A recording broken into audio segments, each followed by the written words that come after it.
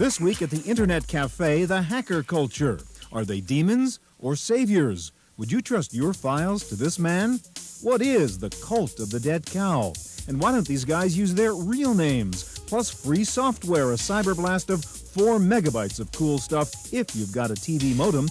Hackers tonight at the Internet Cafe. The Internet Cafe is made possible in part by Intel. One idea always leads to another. Now there are connected CD-ROMs that link rich multimedia with related information on the Internet. For connected CD-ROMs, it's the Intel Pentium processor.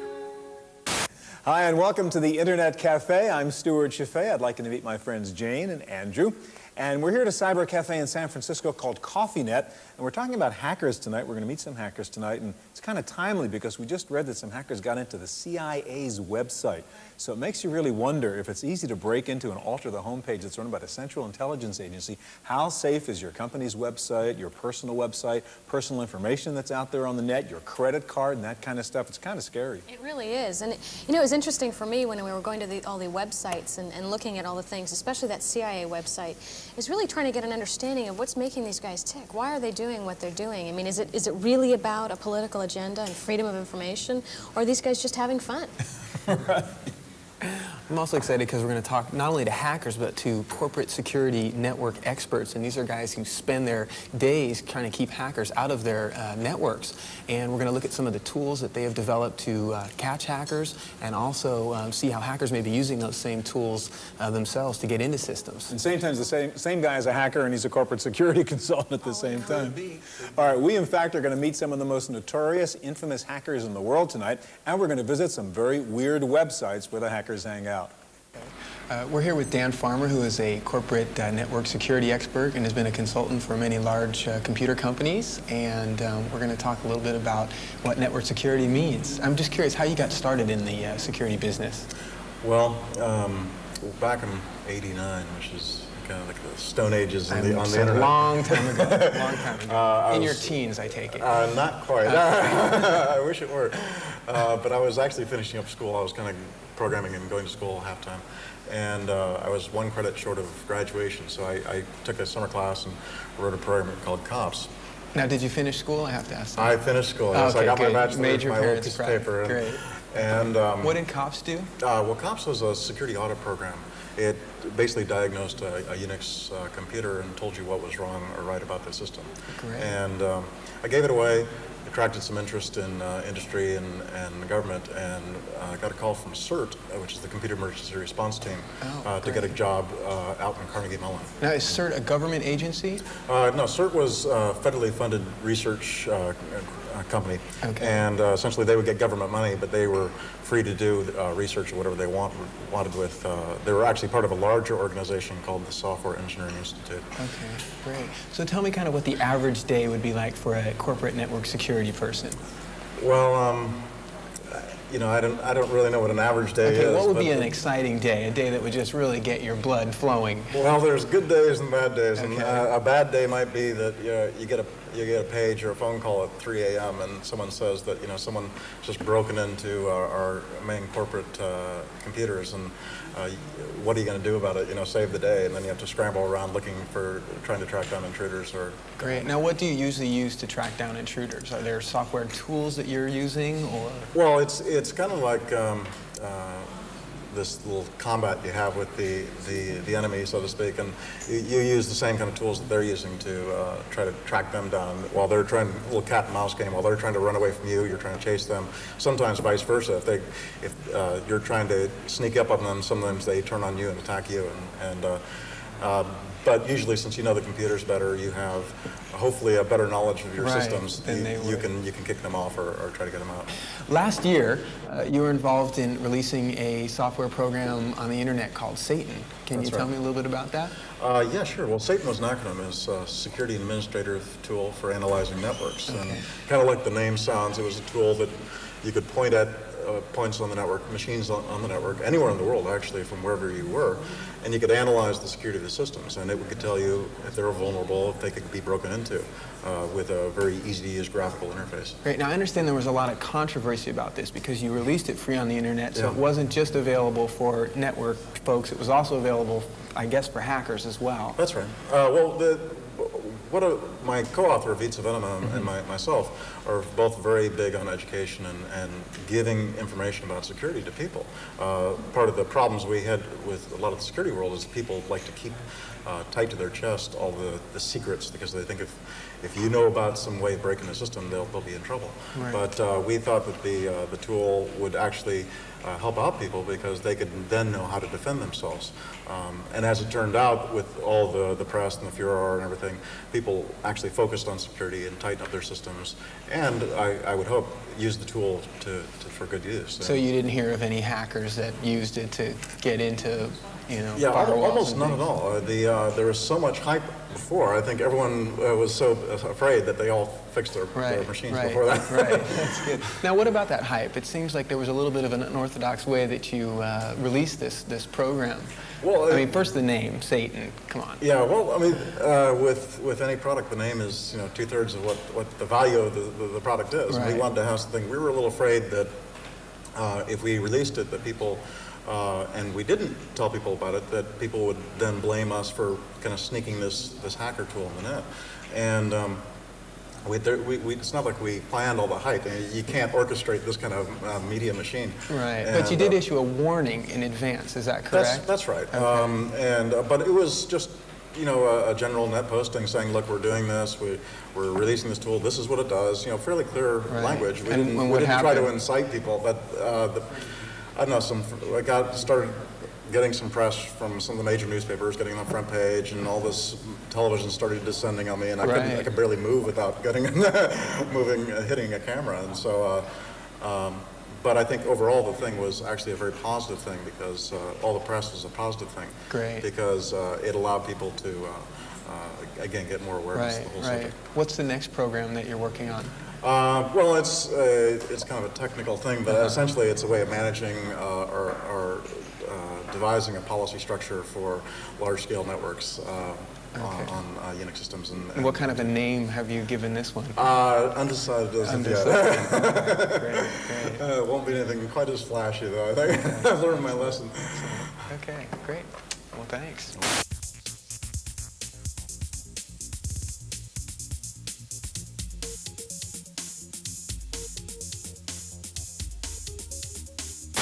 Greetings from the loft. Current stock tip in the hacker community seems to be dealing with Security Dynamics of Massachusetts. The makers of Secure ID scrambled the security problems in their one-time password token cards were presented to the net in the form of a white paper from ftp.secnet.com. The stock tip for Security Dynamics, NASDAQ ticker SDTI, seems to be sell short.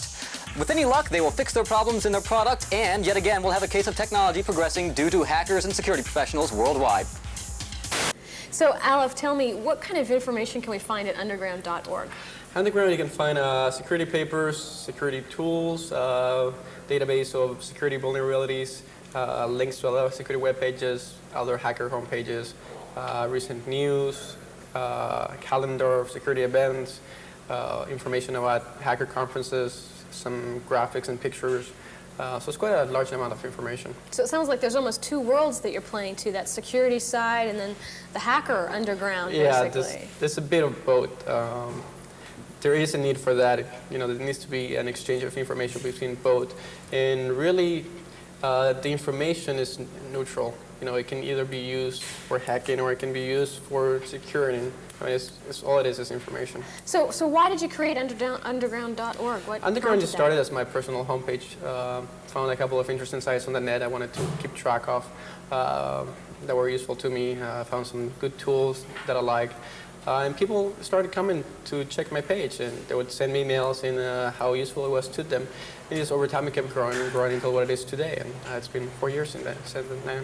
So it's pretty exciting. In fact, I checked out some of the places in underground.org, and there were some discussions and stories in the newspapers about various hackers and all of the different things that they did. And thinking about that, I mean, recently we had that break-in with the Swedish hackers getting into the CIA webpage and making some pretty significant changes to that page. And one of the things that they did, Aleph, was put a link to your homepage, underground.org. Yes. Any idea why they would have done that? Well, I think they just... if you ask anybody on the net where could I find information about security, they'll point you to several websites, and probably one of them would be Underground. So I think it was just a statement. They broke into the CIA's website. They showed them they had no security, and they're showing them, well, go here to learn something about security. So you're sure that you didn't have anything to do with that CIA? No, I'm sure stuff. of it. Yes, I would remember. Oh, okay, okay. So now another thing, the Department of Justice had the same thing happen to them. Yes, it did. They got broken into as well. So I guess what that says is that these websites are pretty vulnerable. Yeah, yeah. A lot of people actually, scared. It's like they're wondering, well, is information that the CIA has in their computers not going to be able to break in, people stealing them. But the CIA has their own network separate of the internet, which is not connected to the net. You would need to get into a dial-up server or actually physically go into their offices and use one of their computers to do all that kind of information. But it's a different picture for all these corporations that are connecting their intranets to the internet. Most of the time, the only thing protecting their network is a firewall. And a firewall is a pretty static thing. You buy it, you install it, and you leave it there. And a month from now or a year from now, a new security problem may arise that the firewall vendor maybe didn't think about, and maybe they'll be vulnerable then. So the fear is not, a make-believe. There really is a serious issue in terms of being able to get through those firewalls. Yes, it's also not really, you don't have to be paranoid about it. There's nothing in life this is 100%, and security is obviously not one of them. But it's something that evolves, and it's something that you have to keep up with. You cannot just go up and secure a machine and say, oh, there, it'll be secure in a year. And you should know, because you were one of the hackers getting into that, that yes, place. we experimented for a while. So what do you think, what's the psychology behind it? I mean, is it really all about freedom of information and being able to show that there's no security out there? There's a bit of bravado. It's a bit of showing your peers that you can do it. This obviously learning. So there's a bit of everything. Is it an innocent game, or is it, is it serious business? It starts as an innocent game. Some people may go the wrong way and end up in jail. Some other people, which is most of the people I know, eventually end up with jobs in corporations doing the same thing they did before, just getting paid for doing it. So something like what you're doing now, Exactly. I mean, basically talking about all those security things. And there's another place at that website, something called BugTrack. Can you tell me a little bit about that? BugTrack is a security mailing list I maintain. It's one of the largest security mailing lists on the net. There's probably a few thousand subscribers to it. We have a policy of full disclosure, which means when a new security vulnerability is discovered, we usually publish full details about it. And the reason we do this is because normally when organizations such as CERT, which is federally funded to do such a thing as publish advisories and security vulnerabilities, they do it a very long time after they've been told about the security problem. So for example, somebody would go up to CERT and tell them, we found a bug. CERT will talk to the vendors, and they'll learn those who know about it, but they'll take several months to publish a solution to the problem. And by this time, the probability is that hackers know about it, and they're out there breaking into machines. So BugTrack is kind of almost pushing the vendors exactly. to fix those problems faster? By putting fear on their heart, to make them publish. But then the hackers are going to BugTrack too, so I mean they're finding out some of those problems and really even pushing the security breakages a bit farther. It is a trade-off.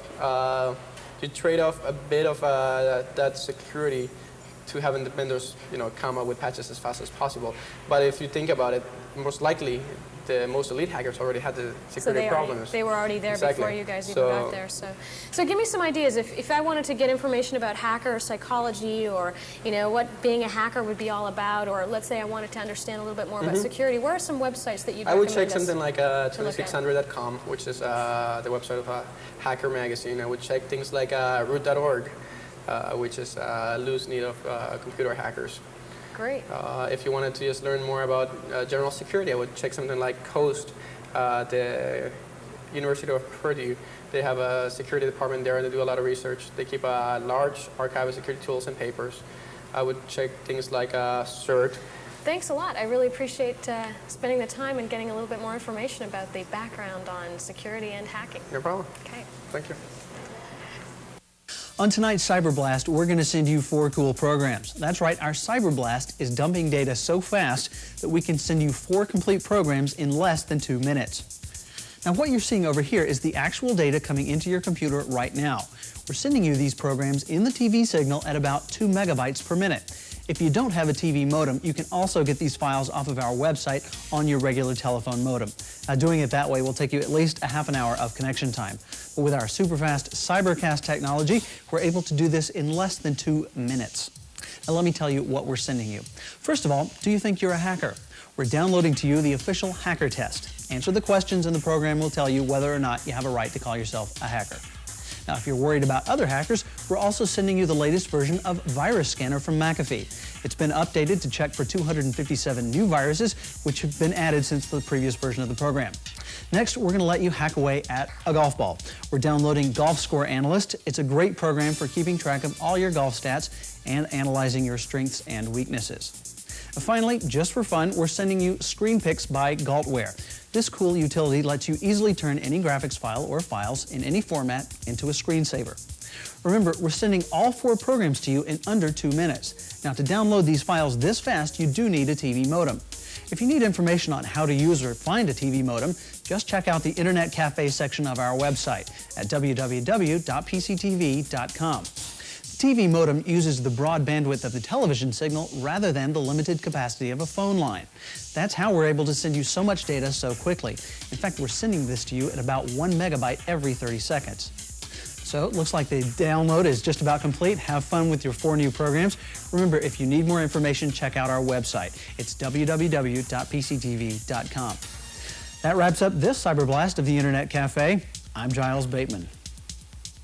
All right, so you guys are members of the Cult of the Dead Cow, kind of a pretty select group. There's about 12 members, right? I guess. And this is a website and a group of what, hackers? Do you call yourself a hackers organization? I think we're primarily hackers that don't hack anymore. We're an electronic zine for the hack freak community, people like us. Okay. Now, why don't you hack anymore? I think most of us have outgrown it to an extent. We started very early, in the early 80s, when it was really exciting, new and fresh. And these days, it just isn't that way anymore. When you say outgrown, is that because you're older or like the world is different? I think the world is different. It used to be that one person on his own could exploit or discover features of computer systems that were still in development, things that were constantly renewing themselves. Now both the computer technologies have settled down, and also, it's much more difficult to do something on an individual basis. So you talk about hackers and freaks. What do you mean by freaks? Well, freaks are generally people concerned with the phone system, the inner working of the phone system, and the network that comprises that system. All right, now, so the hack, we still hear a lot about hackers. You guys are saying, it's really not much fun anymore. Is hackers just like a social, cultural, rebellious thing these days? You're not really a hacker, you just call yourself a hacker? I think it may be that way. I'm sure it's exciting for the kids that are up and coming now, but I don't think they feel nearly what we felt back in the early 80s when it was a whole new world out there. What did you feel back in the 80s when you started hacking? What was your motivation? What was the excitement? It's an entire new world of electronics to explore, and it's a world that hadn't been explored by anyone. It was just wide open. Was it power in a way for a kind of, anxiety-ridden teenager to think, hey, I can break into this thing? Maybe so, but the rush of discovery is something that you really can't put into words. Today, though, there isn't much to discover anymore. You can subscribe to 2600 or Blacklisted and get all the information you need. There's not much to find on your own. So it's just matured kind of too much to really make it difficult for you, I guess. It's not as satisfying. Not as satisfying, right. Let me talk about your website. The Cult of the Dead Cow CDC was a really interesting website. And the first thing I noticed, you go on there and you spend the first 8 pages bragging about your press clippings.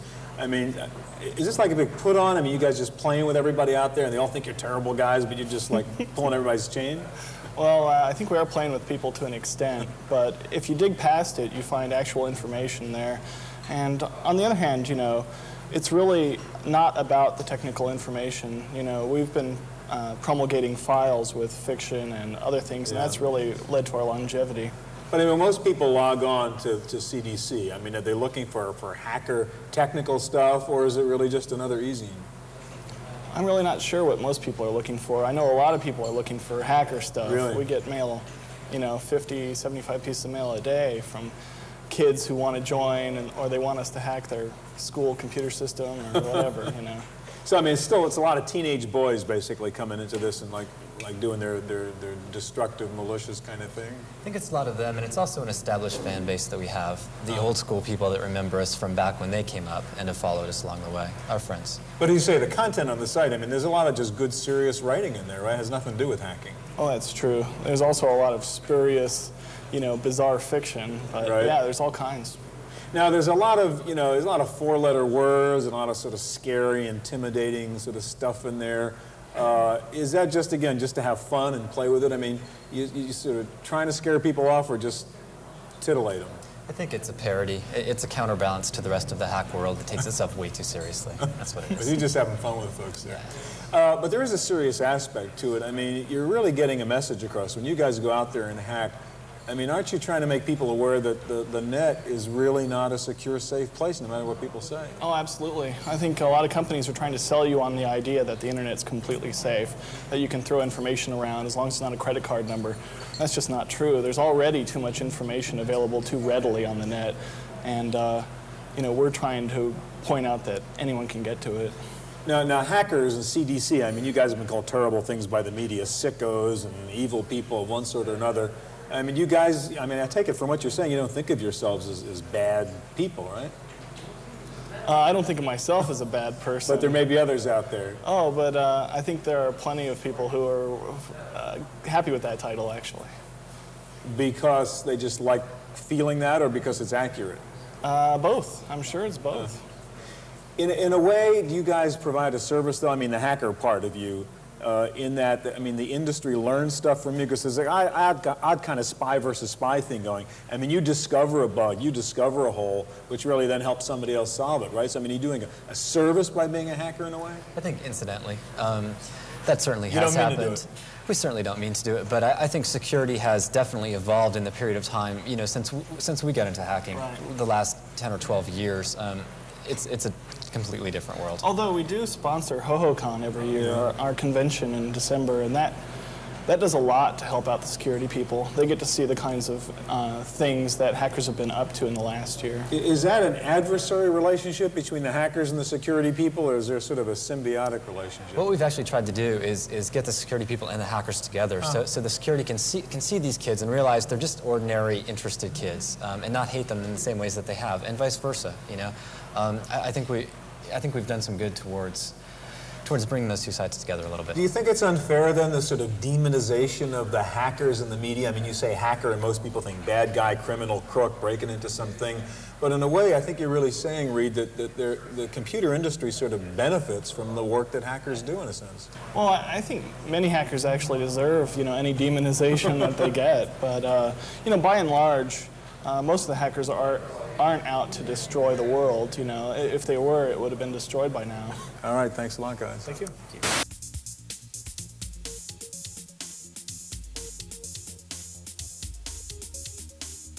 Hi, this is Death Veggie, Minister of Propaganda for Cult of the Dead Cow Communications, bringing you our media global domination update for October 1996. We here at CDC are proud to announce that Operation Mad Cow, as initiated by our British commando geneticist team, is a complete success. There are now more dead cows in England than ever before. Our plans are progressing well on schedule, and by this rate, we should be in full control of this measly little planet that you call Earth by the year 2003. Have a nice day. All right, let's be honest, it's almost 2 o'clock in the morning here in the Internet Cafe. We've spent a lot of time with these hackers tonight, more than the people on TV have seen. I want to ask you, Jane, you were kind of dubious and I think a little uncomfortable about this whole hacker subject when we started. Now that you've spent a lot of time with these guys, what do you think now? Well, you know, it's really interesting because when we were surfing the sites, you know, we see some things that are a little edgy out there. And then talking to these guys, it was quite a different experience. Oh, me, huh? I wouldn't do anything like that. I'm into security, you know, so it's kind of almost like everybody's having their moms watching the TV. They're kind of telling I think things maybe down. we got a little sort of I wouldn't say but I mean, everybody was like, oh, we're helping the security of the net. But of course, these guys know why they're helping because they know what you can do. Also, I think some of these guys told me kind of off camera, well, when I was 14, 15, 16, and they weren't going to send me to jail, I was doing more hacking. And also, they've grown up, frankly. It's sort of like the hippies in the 60s in Chicago at the Democratic Convention. They wear suits and they have real jobs and they have wives and houses and mortgages, and they act differently now. But these guys didn't get haircuts. Well, Dan didn't, certainly. That's for sure. He was a great guy. He was really at the forefront of the whole networking and security issues front, had to teach himself, kind of take that hacker mentality and learn what to do on the net. Released this program, Satan, that turned out to be a really popular program that actually helps corporations, you know, keep hackers out. Yeah, interesting. One last point I'd like to make on the Cult of the Dead Cows, the guys I spoke to. That's, as you said, very edgy. I mean, there's a lot of four-letter words, bad stuff, but if you get past that, it is a very well-done website. A lot of good content, some of the best writing I've seen on the web, so there's kind of prejudice on the web, too, even though they say there isn't. Hey, thanks for joining us. Get your coffee mug, your TV browser here same time next week, and join us again at the Internet Cafe. The Internet Cafe is made possible in part by Intel. One idea always leads to another. Now there are connected CD-ROMs that link rich multimedia with related information on the internet. For connected CD-ROMs, it's the Intel Pentium processor.